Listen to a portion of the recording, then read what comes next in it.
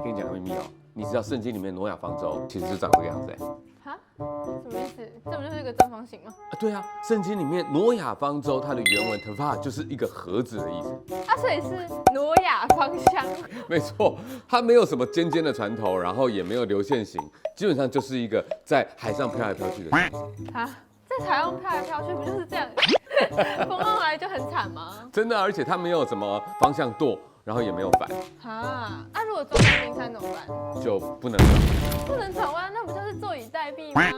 有时候人生也是这样子啦，我们只要把方向盘交给上帝，有一个安全驾驶，我们在后面就好好休息哦。